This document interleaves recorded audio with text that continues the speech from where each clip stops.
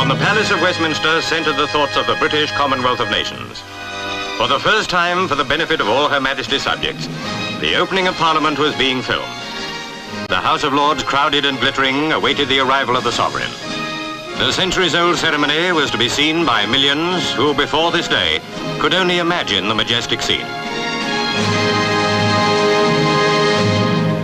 The imperial crown was brought to Westminster from St. James's Palace.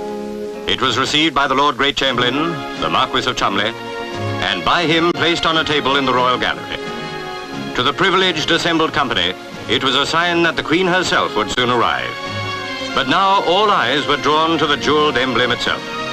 Made for Queen Victoria, it was last refashioned for the present Queen. Nearly 3,000 diamonds sparkled beneath the lights. Now came the sword of state and the cap of maintenance. Viscount Montgomery was to have the honor of bearing the sword. The Earl of Home, the cap, which has been carried at openings of Parliament for more than 400 years. Its origin is not clearly known. The Duke and Duchess of Gloucester, with the Duchess of Kent and her daughter Princess Alexandra and Princess Alice, came towards their places. And then the crowd outside welcomed the royal procession from the palace. With this part of the opening of Parliament we are all familiar. The great pageantry inside, reserved so far for the few, was soon to be recorded for all to see.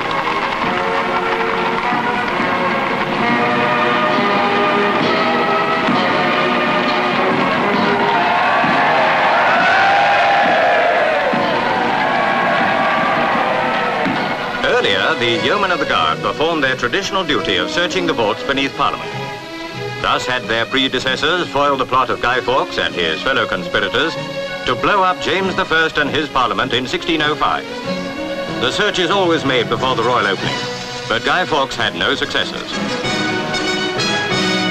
In the Royal Gallery, leading into the Chamber of the Lords, it is now within minutes of 11 o'clock. Her Majesty is in the robing room, and the Lord Great Chamberlain commands that the door be opened. The time-honored ceremonial achieves an entrance beyond the possibilities of any stage. The Queen's Most Excellent Majesty, to use the old official wording, is escorted towards the House of Lords. Complying with tradition, the Duke of Norfolk, the Earl Marshal, and the Lord Great Chamberlain walk backwards before her.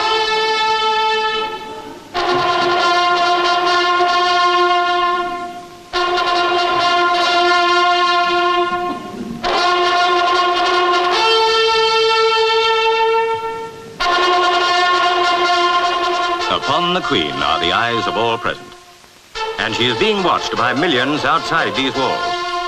Well might Her Majesty find the ordeal beyond her bearing, yet never was she more composed, never more dignified.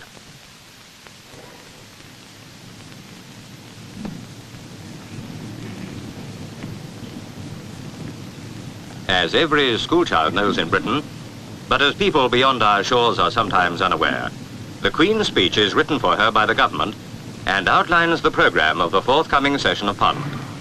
She herself does not frame the legislation. The Crown is above party.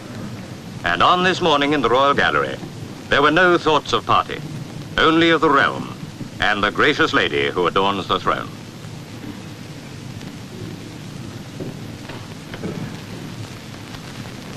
The exalted company of the House of Lords rises as the Queen slowly enters.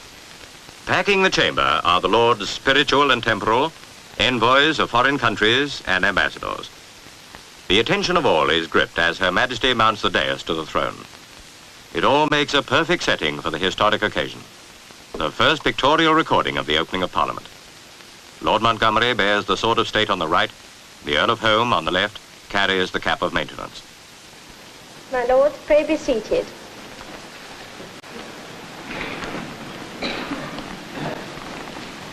The Lord Great Chamberlain is commanded to summon the Commons. Black Rod, Sir Brian Horrocks, leaves the chamber to convey the message to the Speaker of the Lower House.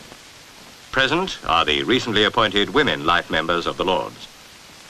Quietly, everyone awaits the arrival of the faithful Commons, who must assemble standing to hear the gracious speech.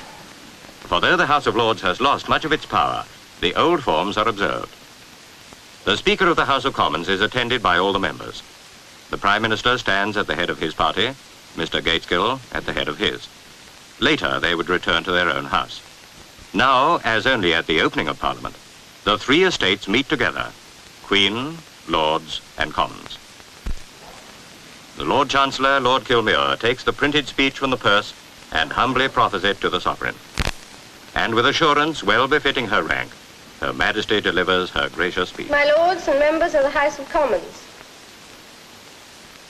I look forward eagerly to the tour of Canada, which I shall carry out next summer with my dear husband.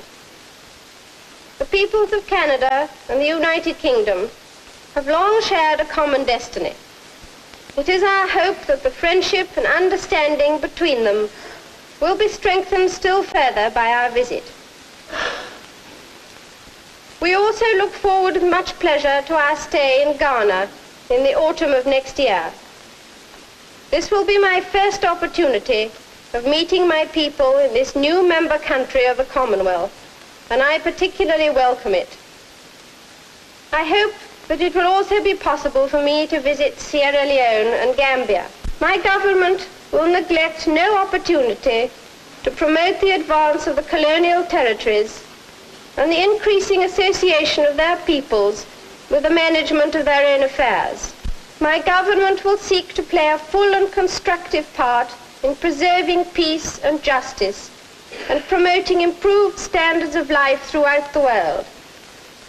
To this end, they will actively support the United Nations and the North Atlantic Alliance and other regional pacts of which they are members. My Lords and members of the House of Commons, today, for the first time, this ceremony is being watched not only by those who are present in this chamber, but by many millions of my subjects.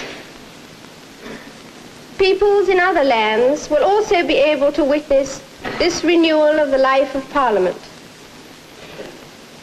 Outwardly, they will see the pageantry and the symbols of authority and state. But in their hearts, they will surely respond to the spirit of hope and purpose which inspires our parliamentary tradition. In this spirit, I pray that the blessing of Almighty God may rest upon your councils. The Queen has opened Parliament, the fourth session of the present one. The Lord Chancellor receives back the printed copy.